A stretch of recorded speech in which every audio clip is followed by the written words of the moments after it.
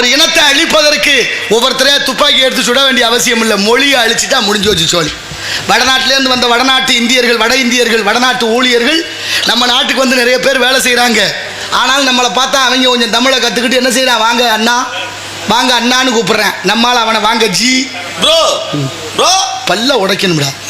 என்ன செய்ய, எப்படி மாறி போனோம் பாருங்க. யாம் அறிந்த மொழிகளிலே தமிழ் மொழி போல் இனிதாவது எங்கும் காணும். யாதும் ஊரே யாவரும் கேளீர் தீதும் நன்றும் பிறதர வாரா கணியன் பூங்குன்றனார். ஐநா சபையில் இருக்கு தமிழ். ஐயா அப்துல் கலாம் ஐயா அவர்கள் தான் கொண்டு போய் சேர்த்தார் ஐநா சபையில். வேற எந்த ஜனாதிபதிக்கும் தமிழ் மீது அக்கறை இல்லை. அவர் செய்த தியாகத்தை யார் செய்வா? எத்தனை தத்துவங்கள் அவரை பற்றி பேசினா 1 மணி நேரம் பேசலாம், அவ்வளவு இருக்கு.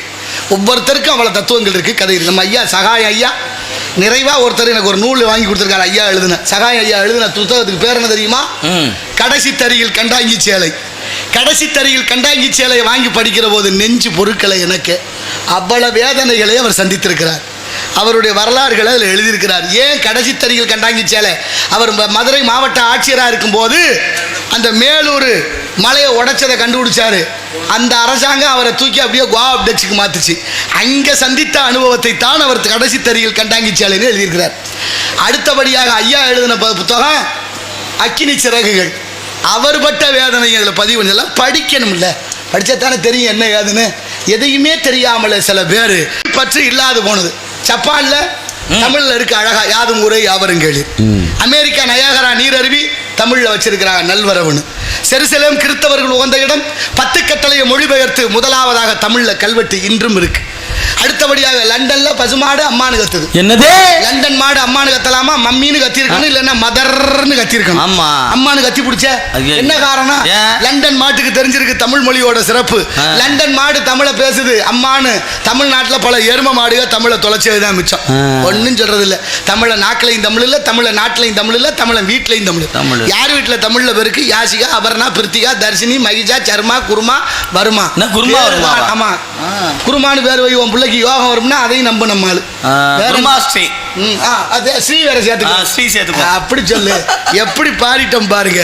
ஆனால் பேரு தானே நினைக்காதீங்க. நாளைக்கு இந்த இந்தியாவில் தமிழ்நாட்டில் தொல்லியல் துறை ஆய்வு பண்ற மாதிரி பேருகள் ஆய்வு பண்ணுவாங்க. அப்படி ஆய்வு பண்ணும்போது தமிழர்கள் வாழ்ந்தார்கள், இது தமிழ்நாடுன்னு சொல்லப்படுது. தமிழ் பேர் இருக்கான்னு பார்த்தா 100க்கு எத்தனை பேர் தமிழ்ல இருக்குன்னு பார்ப்பேன்.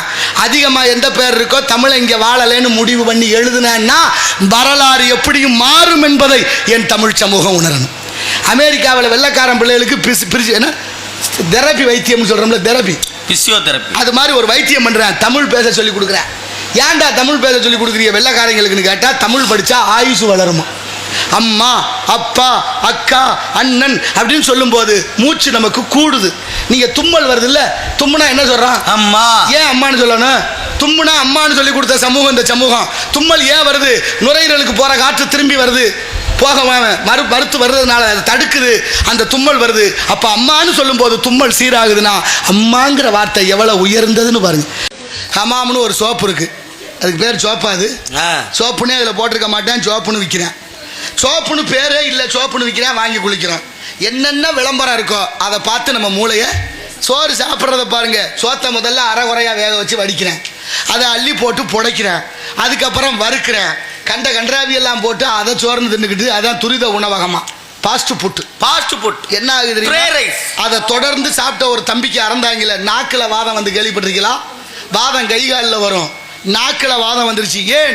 தொடர்ந்து நீங்க சொல்ற அந்த ஃப்ரைட் ரைஸை சாப்பிட்டதுனால. அப்போ உணவு கூட மனிதனுக்கு சரியா இல்லைன்னா என்னென்ன வியாதிகளை உண்டு பண்ணுது. உலகத்தில் இருக்கிற மருந்து மாப்பியா கும்பல் இந்த மக்களை வச்சு சுரண்ட முடிவு பண்ணி நடத்திக்கிட்டு இருக்கிறான். ஆனால் நம்ம அதை பற்றி கவலை இல்லாமல் நாளைய தலைமுறையை தெருவில் விட்டுட்டோமேங்கிறதானே வேதனையா இருக்கு. நெஞ்சு பொறுக்குது இல்லையே, நிலைகட்ட மாந்தரை நினைந்து விட்டால் நெஞ்சு பொறுக்குது இல்லையே. பாடினானே பாரதி, நல்லதொரு வீணை செய்திய நலங்கட புழுதிகள் அறிவதுண்டோ, சொல்லடி சிவசக்தி சுடர்முக வடிவோடு என்னை ஏன் படைத்தாய் என்று கேட்டான். அத்தனை தத்துவங்களும் சொல்லி வைத்த இந்த நாட்டில் என்ன இல்லை நமக்கு? அத்தனையும் இழந்துட்டோம். 283 பொருள் பல நாடுகளிலே தடை செய்யப்பட்ட பொருள் பகிரங்கமாக இந்த இந்தியாவில் குறிப்பாக தமிழ்நாட்டில் விற்கப்படுது. அதை வாங்கி பிள்ளைகளுக்கு கொடுத்துட்டு தடுமாற வைத்து கொண்டிருக்கிறோம் விளம்பரத்தின் வாயிலாக. தாய்மார்கள் கல்யாணம் பண்ண உடனே குளிக்கிற பொம்பளை பிள்ளைங்க மஞ்சள் பூசி குளிச்சாங்க. மஞ்சளை முகத்தில் தடவுனாங்க, இந்த தாலி கயிற்றுல பூசினாங்க, உடம்பெல்லாம் பூசிக்கிட்டாங்க. இரவு தூங்கும்போது கணவனும் மனைவியும் அந்த மஞ்சளை நுகர்ந்தார்கள். வாசனையை மூக்கு வழியாக உள்ளே போச்சு. மஞ்சள் மணக்கும் பாருங்க, ஒரு மனம். இன்னைக்கு மஞ்சள் மணக்குதா? ஏன் மணக்கலைன்னு கண்டுபிடிச்சியலா? ஏன் மணக்கலை? அன்னைக்கு மஞ்சள் பூசி குளிச்சவங்க போய் யாரும் கடையில் போய் பொடி வாங்கி அந்த பூசி குளிக்கல. மஞ்சள் கிழங்க கொண்டு வந்து குளிக்கிற இடத்த கல் போட்டு உரசி குளிச்சாங்க. மஞ்சளை உரசி குளிக்கும் போது அது வணக்கும். அதுல உள்ள வேதிப்பொருள், அதுக்கு பேர் குர்குமின்னு பேரு. அந்த மஞ்சள்ல இருக்கிற வேதிப்பொருள் என்ற குர்குமின் தான் நோய் வரவிடாம தடுத்து வச்சிருந்தது இந்த மக்களுக்கு. அந்த மஞ்சள்ல இருந்த குர்குமின் நீங்கின உடனே இன்னைக்கு என்னாச்சு தெரியுமா? என் அறிவில் சிறந்த இளைஞர்களே, பெரியோர்களே, தாய்மார்களே, தமிழ் உணர்வாளர்களே, 190% பெண்களுக்கு ஒரு பக்கம் மார்பகம் இல்லை, புற்றுநோய்.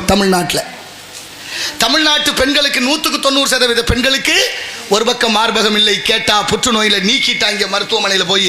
ஆனாலும் பிழைக்க முடியுதான்னு பார்த்தா பல பேர் பிழைக்க முடியல. அவ்வளவு பெரிய ஆபத்தான பாதையில் வாழ்ந்து கொண்டிருக்கிறோம். ஏன்? மஞ்சள்ல இருந்த குர்குமின் நீக்கியாச்சு. மஞ்சளுக்கு பேர் போன மாவட்டம் எது? ஈரோடு. ஈரோட்டில் தான் மஞ்சள் அதிகமாக விளையுது. மஞ்சள் அதிகமாக விளையிற மாவட்டத்தில் தான் தமிழ்நாடு ஆய்வின்படி புற்றுநோய்க்கு முதலிடம். அப்படின்னா மஞ்சள்ல இருந்த குர்குமின் என்ற வேதிப்பொருள் என்னாச்சு? யாராவது கேள்வி கேட்டிருக்கமா? அதை பத்தி யோசிக்கிறோமா? நம்ம சிந்திச்சிருக்கோமா? எங்க இருக்கு பாருங்க. மஞ்சளை அரைச்சு பொடி பண்ணுகிறார்கள், பவுடர் ஆக்குறாங்க. அப்படிப்பட்ட பொடி பண்ற மஞ்சளை அரைக்கும் போது வேதிப்பொருளான குர்குமின் என்பதை தனியா பிரிக்கிறேன். அப்படி பிரிச்சு எடுத்தா 2 மில்லியன் பல கோடி ரூபாய்க்கு அயல் நாட்டுக்கு விற்கிறேன். அந்த அயல் நாட்டுக்கு வித்தது போக வெறும் பொடியான அந்த பவுடர் தான் நமக்கு கடை வழியா குழம்புல போடுறதுக்கும் பூசி குளிக்கிறதுக்கும் அனுப்புறேன். அதுல ஒண்ணுமே இல்லாததனுடைய விளைவு வெறும் புற்றுநோய் வந்து சின்ன குழந்தை கூட தாக்கி இருக்கையா. எத்தனை பேருக்கு தெரியும்? எத்தனை பேருக்கு தெரியும்? யார் உணர்வா? ஆகினாலே இடத்தின் சிறப்பை பார்க்கிற ஒரு எடுப்பு என்று சொன்னால் அதற்கு எதிர்ப்பு தேவை. ஏற்ற பாவை செய்கிறார்களா கலா சேவை என்று பட்சத்து கவனிப்போம். நாராயண நமக ஆலோலம் சோ என்று பண்பாடுகிறாள். யார்? வள்ளி. யாருக்காக? முருகப்பெருமானுக்காக. முருகனுக்காக வள்ளி 12 ஆண்டு கால தவம். இங்கே ஒரு தொடர் கலையரங்கம். ஆண்டவன் படைப்புல எத்தனை அறிவு மனுஷனுக்கு? 6 அறிவு இருக்கா? இருக்கான்னு கேட்குறீங்க.